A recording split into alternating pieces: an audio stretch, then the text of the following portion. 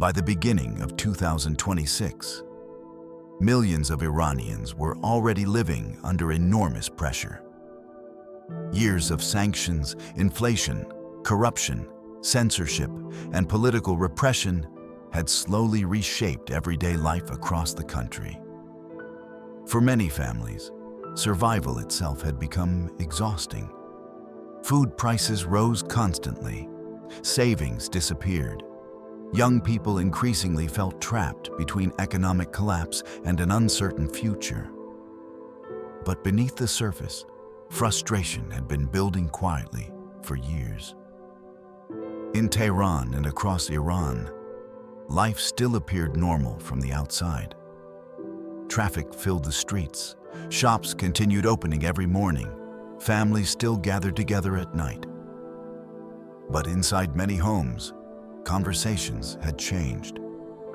People spoke more quietly, parents worried more often, and many ordinary civilians felt that the country was becoming harder to recognize. What began as scattered demonstrations quickly spread across universities, neighborhoods, and city centers. Students marched beside workers. Women protested beside fathers and sons. Entire communities filled the streets demanding change. For many protesters, this was no longer about one single issue. It was about years of pressure, fear, censorship, corruption, economic hardship, and the feeling that ordinary people no longer had control over their own future. As demonstrations expanded, Iranian security forces began mobilizing across major cities. Police units, Basij forces, and elements of the Revolutionary Guard appeared in growing numbers throughout the country. At the same time, internet restrictions intensified.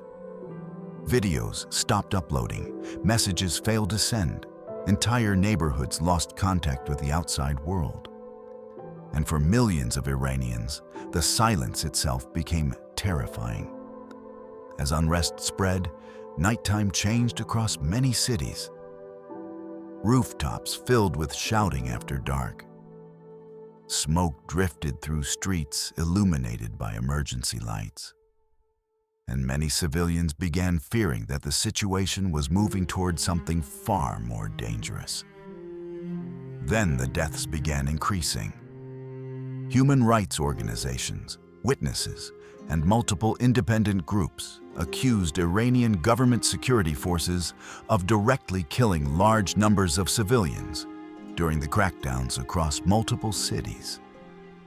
Reports described protesters being shot in the streets, raids targeting civilians inside neighborhoods, and widespread arrests carried out by government forces. Hospitals became overwhelmed with injured civilians. Families searched desperately for missing relatives, and reports of disappearances spread rapidly throughout the country. Because of blackouts, censorship, and restricted access inside Iran, the true number of casualties may never be fully known.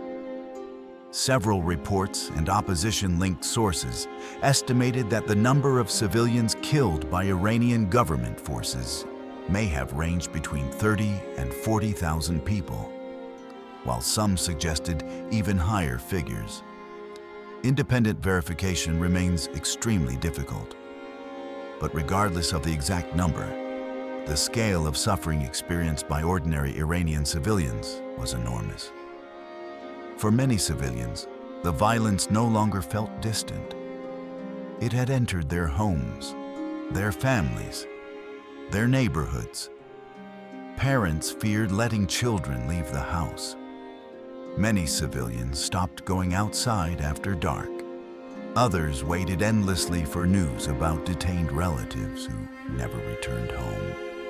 At the same time, Iran continued facing growing international pressure. Years of sanctions, cyber attacks, covert operations, regional conflict, and escalating tensions involving the United States and Israel had already created an atmosphere of instability long before the protests intensified. and many ordinary civilians feared they were becoming trapped between internal repression and the threat of wider geopolitical conflict. As the crackdown continued, the psychological exhaustion across the country became impossible to ignore. Entire neighborhoods lived in uncertainty. People no longer knew who had been arrested, who had disappeared, or who might be next. And even after the streets became quieter, the trauma remained. Memorials appeared across cities. Families continued mourning privately. And many Iranians felt that trust between the people and the state had been permanently damaged. The full human cost of the 2025 and 2026 unrest inside Iran may never be completely known. Many questions remain unanswered. Many families are still waiting for closure. But beyond politics, governments, and international headlines, the crisis left behind something far more personal. An entire generation shaped by fear, grief, uncertainty, and survival. And a country still searching for what comes next.